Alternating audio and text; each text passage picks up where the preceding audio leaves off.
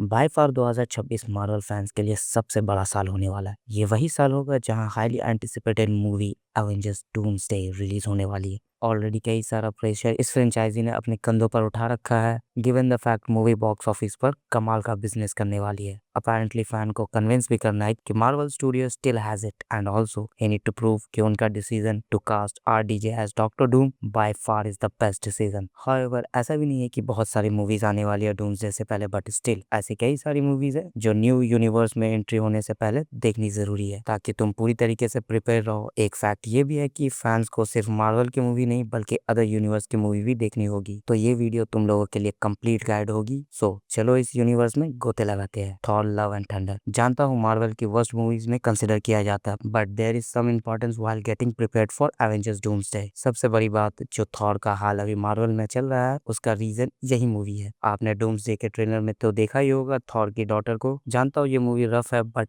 Thankfully बहुत ज्यादा लंबी नहीं है, तो थिएटर्स जाने से पहले कैचअप कर सकते हो। हालांकि ये मूवी भी 2 घंटे के लेंथ के साथ आती है, but super hero movies fans इसे शॉर्ट ही मानेंगे क्योंकि ज्यादातर मूवी 2 घंटे 30 मिनट के रन टाइम के साथ आती है। Black Panther Wakanda forever after the really heart breaking loss of Cedric Boseman, director के पास दो ऑप्शंस थे। पहला, किसी और एक्टर से रिप्लेस कर दो या फिर लेगेसी को किसी और को पास ऑन कर देना। डायरेक्टर ने सेकंड ऑप्शन को चूज करना बेहतर समझा, जो फैंस को भी बेहद पसंद आया क्योंकि जो लेगेसी सेड्रिक बोसमैन ने क्रिएट की है वो शायद ही कोई और कैरी ऑन कर पाए। एंड नाउ टिचाला की यंग सिस्टर शूरी मार्वल की नई ब्लैक पैंथर है एंड इसमें एमसीयू के नए कैरेक्टर को भी इंट्रोड्यूस किया, लाइक नमो, जो एवेंजर्स डूम्सडे में भी होने वाला है, द रूलर ऑफ अंडरवाटर। ये कहना गलत नहीं होगा कि इसका अहम रोल होने वाला है आने वाले क्रॉसओवर इवेंट्स में, और ओरिजिन के लिए मूवी देखना जरूरी हो जाता है। डेडपूल एंड वुल्वरीन ये मूवी सुपर इंपॉर्टेंट है डूम्सडे के लिए और इसके कई सारे रीजन है। पहला तो गैम्बे जो अपने रोल में वापसी करने वाला है डूम्सडे के अंदर, और साथ ही एमसीयू की पहली मूवी होगी जो मार्वल और फॉक्स के कोलैबोरेशन में बनने वाली है, which opens the connection to that universe जहां एक्समैन की एंट्री होती है। और साथ ही एंकर विन बहुत ही क्रूशियल होने वाला है यूनिवर्स की स्टेबिलिटी के लिए। चांसेस है ह्यूज जैकमैन और रायन रेनॉल्ड्स अपने कैरेक्टर्स में रिटर्न करें doctor strange in the multiverse of madness. हालांकि कंपेयरिंग टू पिछले दो मूवीज से ये मूवी काफी वीक है, बट स्टिल नए प्रोजेक्ट के लिए इंपॉर्टेंट होने वाली है। डॉक्टर स्ट्रेंज हमेशा से एमसीयू के लिए एक मिस्ट्री एलिमेंट की तरह रहा है, सो ये कहना सेफ होगा कि आने वाले प्रोजेक्ट के लिए इंपॉर्टेंट रोल प्ले करने वाला है। और ये कैसे भूल सकते हैं कि चार्ल्स जेवियर का एक कैमियो भी देखने को मिला था, not the original one but the new variant. शायद ही मुझे तुम सभी को याद दिलाने की जरूरत होगी कि डॉक्टर डूम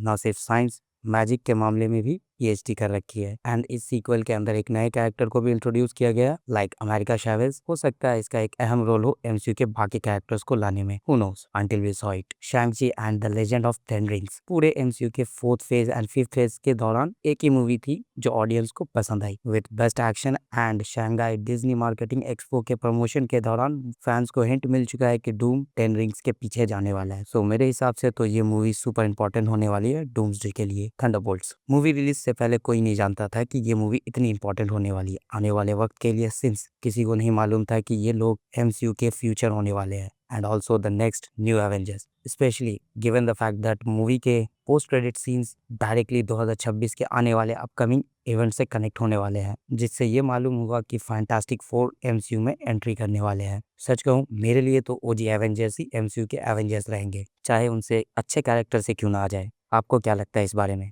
कमेंट में जरूर बताएं। एक्समैन 26 सालों के बाद इनकी घर वापसी होने वाली है। फाइनली एक्समैन हमें एमसीयू में देखने को मिलने वाले हैं एंड आई थिंक इनका एक मेजर रोल होने वाला है पूरे डूम्सडे में। तो मूवी देखते वक्त सारा ध्यान इनको पहचानने में ना लगाकर मूवी एंजॉय करने में लगाना चाहते हो तो इस फ्रेंचाइजी को एक रीवॉच कर सकते हो। ना सिर्फ न्यू ऑडियंस के लिए बल्कि रेगुलर व्यूअर्स भी एक रीवॉच दे सकते हैं। The fantastic four first day, जहाँ डूम हो वहाँ फैंटास्टिक फोर की बात ना हो, ऐसा नहीं हो सकता। सो इसका मतलब ये है कि जब बात हो डूम की तो फैंटास्टिक फोर के बारे में जानना अहम हो जाता है। और सबसे अच्छी बात यह है कि पूरी मूवी को देखने की जरूरत नहीं है क्योंकि एमसीयू में हाल ही में फैंटास्टिक फोर की एक न्यू मूवी आई है जो प्रीटी मच इंटरटेनिंग है विद अ ग्रेट कास्ट, जिनके डायरेक्ट तार जुड़ते हैं विक्टर वॉन टूम से। सो एवेंजर्स डूम्सडे से पहले फैंटास्टिक फोर मस्ट वॉच हो जाती है। एवेंजर्स इन्फिनिटी वॉर शायद ही लगता है कि किसी को बताने की जरूरत होगी क्यों इस मूवी को देखना चाहिए। इसके भी डायरेक्टर वही है जो डूम्सडे को डायरेक्ट करने वाले हैं, तो ये पहली बार नहीं होगा जब रूसो ब्रदर्स इतने बड़े कास्ट के साथ मूवी बना रहे हो, वो भी स्प्लिट करके दो पार्ट्स में, वो भी इतना जबरदस्त। Avengers end game. End game सबसे हाईएस्ट क्रॉसिंग मूवी थी। उसका रीजन भी था क्योंकि मूवी इन्फिनिटी वॉर के बाद आई थी। एंड गेम रूसो ब्रदर के लिए सबसे बड़ा प्रूफ होगा कि ये दोनों क्या पुल ऑफ कर सकते हैं। पिछले कुछ सालों में एमसीयू का हाल कुछ अच्छा नहीं रहा है, तो इस वजह से डूम्सडे को लेकर काफी प्रेशर बिल्ड हो चुका है। फैंस को काफी उम्मीद है रूसो ब्रदर्स पर, मार्वल फैंस हो या general audience. Avengers Endgame entire universe के लिए कितना बड़ा इवेंट था, and there is a good chance कि डूम कहीं ना कहीं जुड़ा हो टोनी स्टार्क की डेथ से। तुम लोगों का क्या मानना है इस बारे में? Do let me know in the comments. तब तक के लिए मैं मिलूंगा अगले वीडियो में किसी और इंटरेस्टिंग टॉपिक के साथ। तब तक के लिए देखते रहिए शैडो ब्लेड।